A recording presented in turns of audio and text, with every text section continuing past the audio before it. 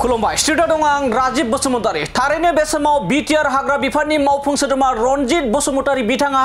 बुंनाय बाथ्राफोरखौ गिदिं नामा बेरेखा दोलोनि दैदेनगिरि थामहिनबा हाग्रामा महिलारी बिथांमोननि एबा हाग्रामा महिलारी लोगोसे एमसिएलए मुनमुन ब्रह्म बिथांमोना गिखांदों नामा जेराव बिटिआर हाग्रा बिफाननि मावफुं सोद्रोमा एबा बिटिआर हा बिफाननि मावफुं सोद्रोमा रनजित बसुमतारी बिथाङा फोरमायदोंमोन दि जेसेबांखि फरेस्ट ओनसोलाव आयेननि बेरेखायै दखल खालामनानै साहा बागान खालामदों राबार बागान खालामदों बेफोरनि सायाव गोख्रों नोजोर होनानै इभेक्सन एबा एवस्रांनाय जागोन बुंदों बेखौ लानानै थारैनो हाग्रामा महिलारी बिथाङाबो गिखांदों नामा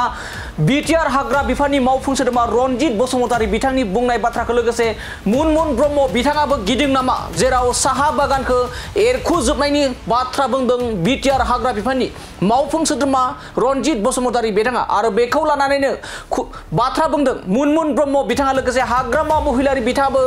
रनजित बसुमतारी बिटिआर हाग्रा बिफाननि मावफुं सोद्रोमा रनजित बसुमतारी बिथांनि सायाव बाथ्रा बुंदों जेराव इभेक्सन खालामनाय बाथ्राखौ लानानै हाग्रामा महिलारी बिथाङाबो बुंदों दि रनजित बसुमतारी बिथांनि सायाव थारैनो बे समाव मोनसे सोंथि सिखारदों हाग्रामा महिलारी बिथाङा गिनाय दङ नामा साहा बागानखौ इभेक्सन खालामनायनि सायाव मुनमुन ब्रह्म बिपिएफनि एमसिएलए मुनमुन ब्रह्म बिथाङाबो गिनाय दङ नामा साहा बागान राबार बागानखौ इभेक्सन खालामनायनि जा नटिस ओंखारदों बे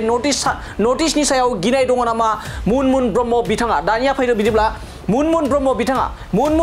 बिथाङा इभेक्सन खालामनायनि सायाव सोंथि खालामनायाव मा बाथ्रा बुंदों बिपिएफनि एमसिएलए मुनमुन ब्रह्म आरो हाग्रामा महिलारिया गिखांदों नामा साहा बागान एवस्रांनायनि थांखि लानायफोरखौ आरो बिटिआर हाग्रा बिफाननि मावफुं सोद्रोमा रनजित बसुमतारीनि जा इभेक्सन खालामनायनि थांखिखौ गिदों नामा मुनमुन ब्रह्म आरो हाग्रामा महिलारी बिथांनि बाहायनिफ्रा दानिया फैदो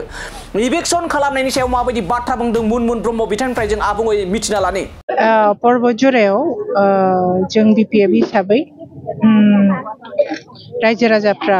बयनिबो हेफाजाब आरो रायजो राजाफ्रा हेफाजाब होनो अन्य दलनिफ्रायबो जोंनि दोलोआव जगदान खालामफैदों दिनै जोबोद मोजां खोथा खारन बिसोरो अनुभब खालामबाय बिथांमोनहा अनुभब खालामबाय जे बे 5 बोसोराव 2020 निफ्राय दिनै 2025 सिम प्रमद बर'नि जे सरकार बे सरकारा आइजोफोरखौ थगायनायनिफ्राय आरम्भ खालामनानै उन्नतिनि खेत्रआव जेबो पर्बतजरायाव हिसाबै जेबो मोनाखै न'खर साख्रि होगोननिफ्राय आरम्भ खालामनानै न'खर गंसेयाव मोनसेबो साख्रि होआखै जुबक समाजा कमप्लिटलि डिप्राइभ रायजो राजाया लामा दथा इत्यादि कमप्लिटलि डिप्राइभ आइजोफोरखौ सेल्फ हेल्प ग्रुपआव फैसा होगोन होननानै कमप्लिटलि 5 बोसोराव डिप्राइभ अरुणोदय होगोन होननानै डिप्राइभ गतिके बे रायजो राजाफ्रा दिनै अनुभब खालामदों जे जोंखौ डिप्राइभ खालामदों आरो जोंनि बर'फोरनि जोंनि बिटिसिनि मोननांगौखौ अधिकारखौबो जुग जुगान्थरनि थाखाय बे सरकारा डिप्राइभ खालामनायनि लामा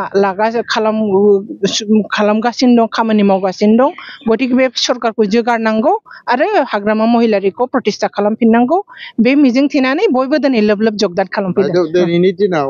साहा बागान रबार बागानखौ माने नटिस हरदों उच्चेद खालायनो होननानै बिनि बिषय मा होननो सानो जोङो हा हुनि थाखायनो जोङो आन्दलन खालामदोंमोन जोंनि हा हुआव जोंनि अधिकार गतिके जोंनि पर्बतजरा रायजो राजाया बेखौनो अनुभब खालामदों हा हुनि थाखायनो जोङो बिटिसि लाबोदों जोङो आन्दलन खालामदों जोंनि बिभिन्न बिदा फंबाय बिब' बिनानावफ्रा मुंख्लं जिनाहारि इत्यादि जादों गतिके बेनि मोन्थायखौ जोङो दा मोननायनि बेलायाव जोंखौ फोथायखेबस' प्रमद बर'आ उच्चेद इत्यादिनि जरियते उच्चेद खालामनानै जोंखौ मोन्थायनिफ्राय जोंखौ जोगारनो नागिरदों बेनि प्रत्युत्तरखौ पर्बतजरानि रायजो राजाफ्रा होगोन गोजोन्थों।